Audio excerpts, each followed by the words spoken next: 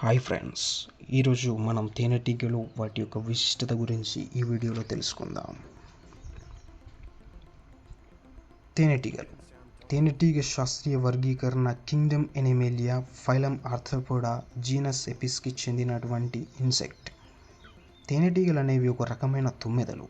ఆర్థికపరంగా మనుషులకు సహాయపడుతున్న ఉత్పాదక కీటకాలు.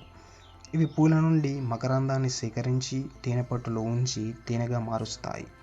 సాధారణంగా చిన్న తేనె గూటిలో 100 నుంచి 500 వరకు ఉంటాయి. అదే పెద్ద గూటి అయినట్లయితే 50,000 తేనెటీగలకు మించి కూడా ఉంటాయి. ముఖ్యంగా తేనెను ఉత్పత్తి చేసుట్లో తేనెటీగలు చూపిస్తున్నటువంటి పాత్ర చాలా ముఖ్యమైనది. మొదటగా తేనెటీగ పువ్వుల నుండి మకరందాన్ని తాగుతుంది. ఆ తర్వాత ఆ మకరందాన్ని తనతో పాటు తేనె సంచిలో మోసుకొని తేనె తుట్టె దగ్గరకు తెస్తుంది. ఈ సంచి తేనెటీగగా కడుపులో జీర్ణాశయానికి బయట ఉంటుంది. తేనెటీగ కడుపులో ఉన్నప్పుడే మకరందం తేనెగా మారుతుంది. మకరందంలో ఉండే చక్కెర పదార్థానికి రసాయనిక చర్య జరిగి తర్వాత తేనెలో ఉండే నీరు పూర్తిగా తీయబడుతుంది. తేనె తుట్టెకు ఉన్న ద్వారాలు ద్వారా వేడి లోపలికి ప్రవేశించడంతో ఆ నీరు పూర్తిగా ఆవిరైపోతుంది. అందువల్ల చిక్కటి తేనెగా మారి ఈ తేనె గూటిలో నింపబడుతుంది. ఎంతో ప్రాముఖ్యమున్నటువంటి తేనెటీగలను పరిరక్షించాల్సిన అవసరం దృష్టిలో పెట్టుకొని ప్రతి ఏడాది మే 20వ తేదీన ప్రపంచ తేనెటీగల దినోత్సవాన్ని జరుపుతున్నారు. ఈ సందర్భంగా ప్రతి సంవత్సరం ప్రపంచ ఆహార వ్యవసాయ సంస్థ 2024 సంవత్సరానికి గాను యువతరంతో తేనెటీగల చెట్టాపట్టాల్ అనే నినాదాన్ని ప్రకటించింది. తేనెటీగలు ప్రపంచ పర్యావరణం బాగుండడానికి, మానవ మనుగడకు అత్యంత అవసరమైనవి. అయితే మోనోక్రాపింగ్, పురుగుల మందు వాడకం, భూమి వినియోగంలో మార్పు, ఇతర కీటకాల సంచారం ఎక్కువ కావడంతో తేనెటీగల కాలనీలకు నష్టం వాటిల్లుతుంది.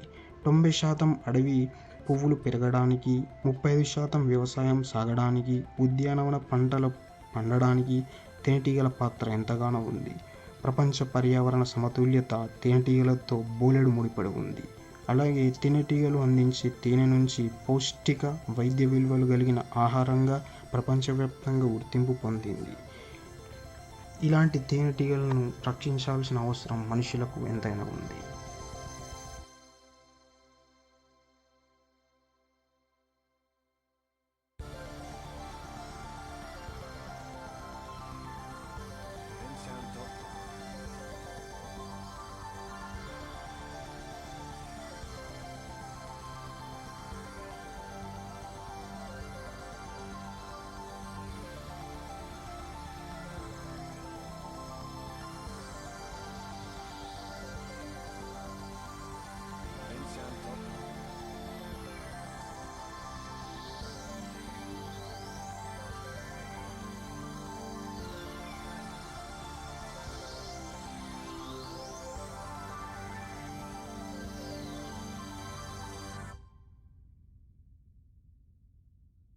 bensound.com